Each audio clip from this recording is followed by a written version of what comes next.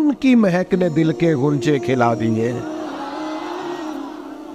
یہ میں نہیں آپ کو تقریر سنا رہا, میں تو جذبات کا اظہار کر رہا ہوں. ان کی مہک نے دل کے غنچے کھلا دیے ہیں. تو کیوں غنچے کھلا دیے؟ کہتے میرے نبی کا کمال یہ ہے کہ وہ جس راہ چل دیے ہیں کوچے بسا دیے ہیں. وہ جس راہ بھی چل دیے ہیں کوچے, حضور پر تھوڑا گزر جائے تو کام ہو جاتا ہے.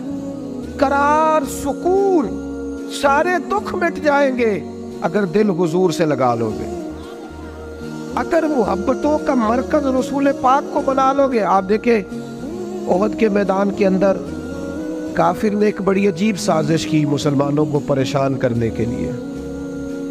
اور بھئی آپ لوگوں کی وجہ سے اگر اتنے لوگ تکلیف میں ہیں تو آپ کو سمجھ جلدی سے بیٹھ جائے جی, جلدی سے جی, فیصلہ کرنے میں اتنی دیر, اللہ آپ کو سلامت رکھے, بیٹھ جائیں جی.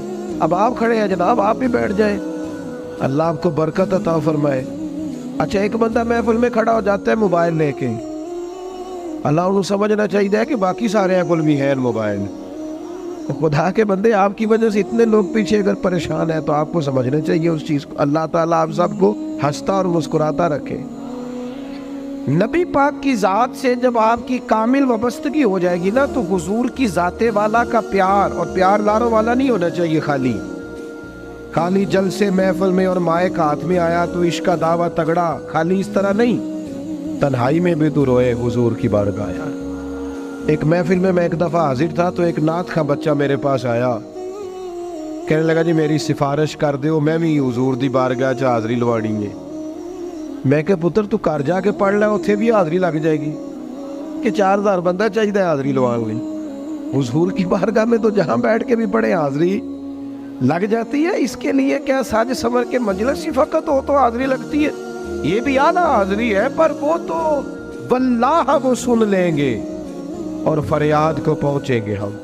بس اتنا تو ہو, کوئی فریاد کرے دل سے, تو بات تو دل سے کر. آپ کی جب کامل وابستگی حضور سے ہو جائے گی نا تو یہ غربتوں کا ڈر, یہ پریشانیاں, یہ آزمائشیں, ایک جگہ رونا نہیں رویا. حضرت بلال نے کبھی اپنی غریبی کا, ایک جگہ پریشان نہیں ہوئے کبھی حضرت سلمان فارسی کے میں پردیسی ہوں. ایک جگہ بھی کبھی جناب صہیب رومی کو تکلیف نہیں ہوئی. کیوں بلا؟ اس لیے کہ حضور کی محبت ایسی دوا ہے جو ہر بیماری سے شفا عطا کر دیتی. احد کے میدان میں کافروں نے ایک چال چلی تھی. ان کو پتا تھا کہ کون سی بات مسلمانوں کو زیادہ پریشان کر سکتی. انہوں نے ایک افواہ پھیلا دی تھی کہ معاذ اللہ حضور کو شہید کر دیا گیا. اس کی وجہ سے شدید پریشان ہوئے صحابہ, اور جنگ کے جو نتائج برعکس آئے اس کی بڑی وجہ یہ افواہ بھی بنی. اب صحابہ بڑے پریشان تھے, حضور شہید ہو گئے. کچھ لوگ نا میدان احد سے جب واپس آ رہے تھے نا جنگ ختم ہونے کے بعد, ایک خاتون جا رہی تھی میدان جنگ کی جانب. عورتیں اپنے مزاج کے لحاظ سے کمزور ہوتی ہیں قلبی طور پر, اور بڑی خوبصورت بات لکھی ہے علماء نے, کہتے ہیں عورت کے دل میں درد زیادہ ہوتا ہے نا, پیار زیادہ ہوتا ہے, اور یہ جو وہ کمزور واقعہ ہوئی ہے اسے عیب نہ سمجھو. اسی لیے تو اللہ نے بچے کو پالنے کا ذمہ اس کا لگایا ہے کہ وہ شفقت زیادہ رکھتی ہے, محبت زیادہ رکھتی ہے, درد دل زیادہ رکھتی ہے. اس لیے جس درد سے وہ بچے کو پال لیتی ہے نا. میرا بیٹا ایک دن گھر میں کچھ پکا ہوا تھا, اس کی اماں کہنے لگی کھانا کھاؤ, کہندا ہے میں نہیں کھانا. وہ دی اماں کہندی میں بڑا زور لایا, بڑی محنت کی, بڑی گرمی چ پکایا, اج تے ہی کھانا پڑنا ہے. کہنے لگا میں نہیں کھانا, میں آرام سے کھانا کھا رہا ہوں. اب وہ ماں بیٹا بحث کر رہے ہیں. تھوڑی دیر گزر گئی تو مینوں کہندی تسی کیوں نہیں بولتے. میں کہا مینوں پتہ ہے کنے جیتنا ہے, تھوڑی دیر بعد کھلو جاؤ, مینوں پتہ ہے کنے جیتنا ہے. وہ بچہ اٹھ کے اندر چلا گیا, کہنے لگا میں نہیں کھانا, تسی کھاؤ. وہ پھر 5 منٹ لگے تو وہ پکانا شروع کرتا جو بچہ کہہ رہے ہیں. تو میں کہا میں تو پتہ ہے نہیں نتیجہ کی ہے, تو اس بحث میں جانے کی ضرورت ہے. اس لیے کہ ماں اولاد کے سامنے ہمیشہ ہی ہار جاتی ہے. وہ اولاد کے سامنے جیت سکتی, وہ نہیں جیت سکتی نا. شفقت ایسی ہے. عورتیں مزاج کے لحاظ سے اللہ تعالیٰ نے نرمی دی ہوتی, اس کو عیب نہ جانا جائے, یہ اللہ تعالیٰ نے انہیں ودیت کی ہے چیز. تو خاتون جا رہی ہے मैदान उहद की जानिब, वहां से सहाबा आ रहे। तो खातून पूछती है सहाबा से, हुजूर का क्या हाल है? तो एक सहाबी अपने लहजे में गोया कहने लगे, खबर मुश्किल है पर तुझे सुनानी भी जरूरी है, इस जंग में तेरे भाई का इंतकाल हो गया है। बहन के लिए इससे बड़ी भी कोई खबर होगी कि भाई का इंतकाल हो गया? वो खातून ने ये खबर सुनी, इन्ना लिल्लाहि व इन्ना इलैहि राजिऊन पढ़ा, आगे गुजर गई।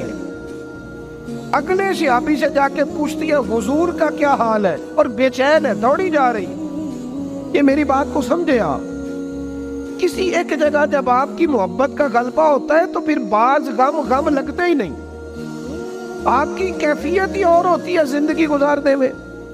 आगे बढ़ी, एक और सहाबी मिले, उनसे पूछती है, हुजूर का क्या हाल है? तो कहने लगे, मेरे पास तेरे लिए एक बड़ी सख्त खबर है,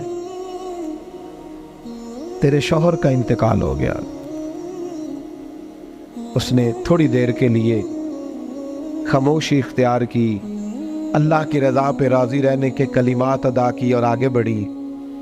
एक और शख्स से सवाल, ये ज़रा सोचते जाना, ये खबरें अगर अचानक मिले, भाई चला गया है, बाप चला गया है, इसको सोचना, अपने ऊपर तारी करना, खुदा ना करे ऐसा।